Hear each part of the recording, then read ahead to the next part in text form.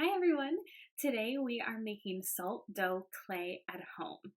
I know everyone was so disappointed that we didn't get to make our clay projects at school this year. First graders usually make pinch pots, second graders usually make turtles, and third graders usually make monsters. Well, I wanted to give you the opportunity to do a clay project at home. This is so easy. It's really not that messy, not as messy as real clay, and it only takes 3 ingredients. The first ingredient you need is a half a cup of flour, so just the regular flour that you would use to bake. Second ingredient you need is 1/4 cup of salt, and the third ingredient is 1/4 cup of water. So by mixing the flour, salt, and water, you can create something that kind of feels like a sandier version of clay, but it works pretty much just as well. You can make anything you want with your salt dough, but I want to show you some of my examples. So I made pinch pots. This one I made into a heart. This one just a regular round circle and added some decorations around it. And then I also made some monsters. This guy is still drying. His mouth is closed and he's sticking his tongue out. And then we have this guy too. So you can be really creative, make anything you want out of your salt dough, and it's gonna be really, really fun. So why don't you gather your materials and let's get started. So I gathered all of my materials that we need. So like I said, we need 1/4 cup of water. So I already measured it out to the 1/4 cup line. And it doesn't matter what order of ingredients you put in first. So I'll start with the water since it's right here. After I add 1/4 cup of water, now I want to add 1/4 cup of salt. So just regular table salt will do. Once you've measured out your salt, you can add that to your mixture. And then you need 1/2 of a cup of flour. So I have my bag of flour here. I'm going to measure out 1/2 of a cup. Measured out my flour, and I'm going to add that into my mixture. Okay, now I'm going to mix it all together. I like to start by mixing it with a spatula first.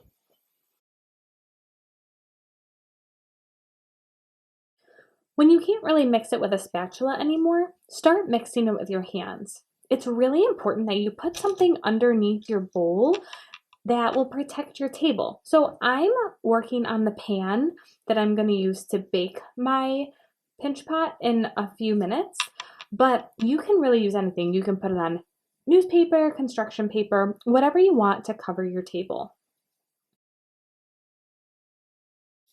I'm trying to get as much out of the bowl as I can, and now I'm going to knead it between my hands. Kneading, not like you need food or you need something. To knead your clay is spelled Knead. And basically that means you're just squishing it until it's becoming more consistent. Now you can change the texture of your salt dough. If you want it less sticky, then you can add more flour. If you want it more sticky, then you can add some more water. Okay, so more sticky, add water, less sticky, add flour. I'm gonna try to get the rest of what's in my bowl first, and then I can start making my sculpture. Okay, so I have my kneaded ball of salt dough. Like I said, you can make anything you want with your salt dough, but I'm going to show you how to make a pinch pot monster. Again, you can make anything you want. So the first thing I'm going to do is separate my salt dough into 2 different pieces. So I'm going to take a chunk like this off for all the details, like if I wanted to add the eyes, tongue, or horns, or really any kind of details that you want. And then I'm going to save the rest of the salt dough for my actual pinch pot. So second and third graders, you already know how to make a pinch pot. First graders, you are going to learn how. The first thing you want to do is make a ball of clay. Then give me a thumbs up and put your thumbs up down into the ball of clay to make a hole.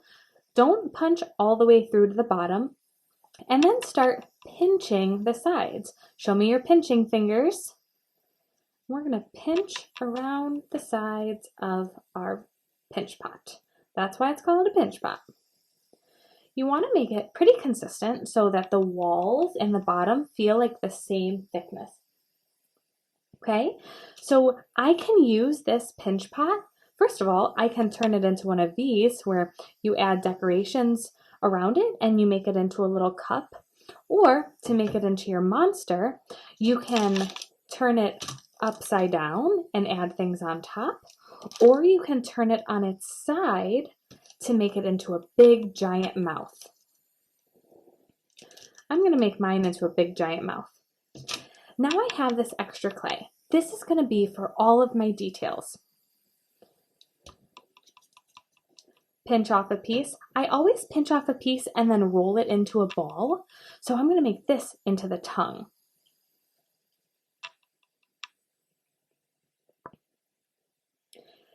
To make it stick onto your monster, you would usually scratch and attach or slip and score. That's if we were using clay. And the scratching part is really what molds the clay pieces together. But for our salt dough, all we need is a little bit of water. So I'm going to put a little water underneath the tongue, and then I'm going to stick it inside the mouth and smooth it out on the inside. You can tell that the mouth is heavy and it keeps closing. So like this clay monster here, he has kind of a flat mouth. That's because it was so heavy. If you want to prop open the mouth so it stays open, you could always ball up a little paper towel and put it in there while it's drying. Now that's only if you're air drying it. If you're going to put it in the oven, then it'll be a little easier just to let the mouth fall. To add a tongue detail, you can either use a pencil or the end of a paintbrush, or really anything that's pointy. I'm going to use the end of my paintbrush, and I'm going to make a line down the middle of the tongue. Now it's time to make eyeballs. You can add as many eyeballs as you want. This one I added 2, this one has 3. I think I'll do 2 eyes on this guy. Roll it into a ball, add a little water to make it sticky, and I'll stick my eyeball on top. Oh, I need a little more. You want to try to make the eyes the same size, unless you want them to be dramatically different. I think I need a little more. Add a little water. And I'm adding my other eyeball. Now you can see in this one, I have made holes in the middle of the eyes to look like its pupil. And you can use your pencil or your paintbrush to do this. So, sorry little monster, poke him right in the eye, make that hole, make this one, and you can see what that looks like. Oh, he's looking so silly.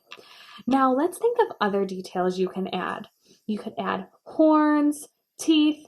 Teeth might be a little tricky since the mouth is closing. You could add arms, legs, really whatever you want. So now take the time to be creative and add any kind of details you want to your monster.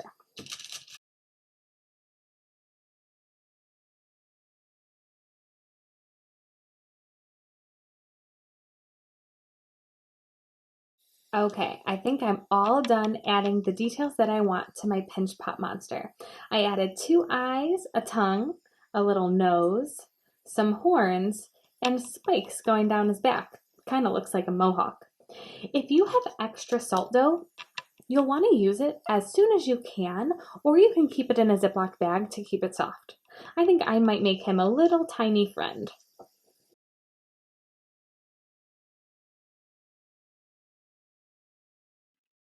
Okay, friends, so now it's time to finish off our sculptures.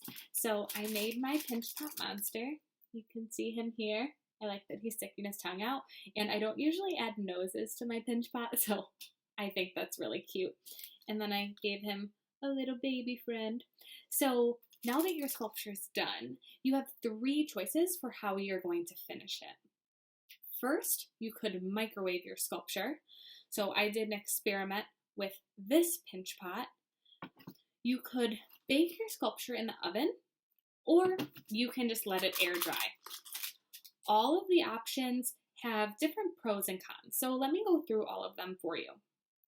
First of all, you could microwave it in the oven, or in the microwave. So if you put it in the microwave, I would microwave it for 10 seconds at a time. My pinch pot heart took about a minute and a half total from start to finish, and I paused it every 10 seconds to check on it. You'll notice that it'll start to feel hard when it's done. Now, because I used flour, the pinch pot can change its shape. So my heart actually started to inflate a little bit. So when I took it out of the microwave, I pinched it closed to make those walls flat. Okay, so you have to be careful when you put it in the microwave because it could change shape a little bit, but if it's still hot, or I should say warm, if it's too hot, then don't touch it. If it's warm, then you can squeeze it back together and try to give it its shape. So if you look online, some places will say to microwave it for a minute and a half. Some people will say up to 3 minutes. But again, do it every 10 seconds. You don't want to microwave it for too long. Okay? So that was experiment number 1 with my pinch pot. Experiment number 2 was baking my pinch pot and my monster in the oven. Websites will give you all sorts of directions for this. So I set my oven on 250 degrees, or you can put the oven on its lowest setting. So for some people, that's 175 degrees. No matter what, it's important that you put it in the oven on a lower temperature, like 250, for a longer period of time. So for these, I baked them in the oven for 2 hours. I know that sounds like a really long time, but the results are awesome. I think they're the best ones. I checked on them after 1 hour and they weren't done yet. The bottoms were still soft on both of my sculptures. So if you want to bake it in the oven, it really might be your best bet because it makes your sculpture become hard without really changing its shape. The only thing that happened to mine was the horn came off a little bit, but it's still attached, so it's okay. Now, if it did come off completely, I could always glue it. Speaking of things that came off, this is my third experiment. This is the one that I let air dry. So today, sadly, his other arm came off. The salt dough that I used was really, really sticky. So when I picked it up from the plate that it was drying on, the arm got stuck and it came off. But I can always glue it back on once it's dry. The bottom of mine is still sticky too. So this has been drying for 2 days and it's still pretty soft.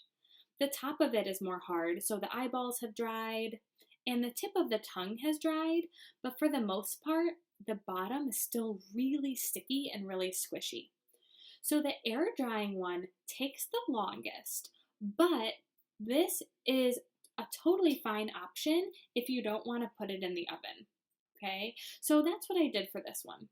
Now you want to wait until your sculpture is completely dry before you paint it.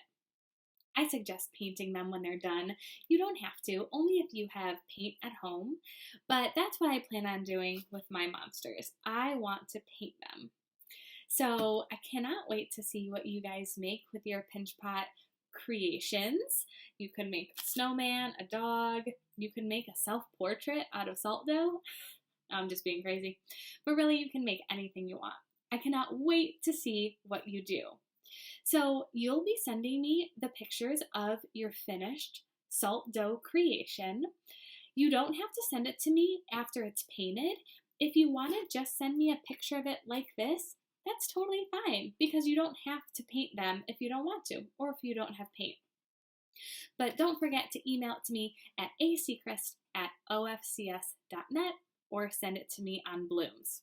I'm really, really excited to see your salt dough sculptures, and I hope that you have a lot of fun doing it. Don't forget, you can ask an adult for help if you're struggling with mixing the ingredients together or when you decide how you want to dry your sculpture. Make sure that you have a parent present if you decide to bake your sculpture, microwave your sculpture, and if you want to air dry, then that's something that you can do independently. I hope you guys have a great week. I can't wait to see them. See you later.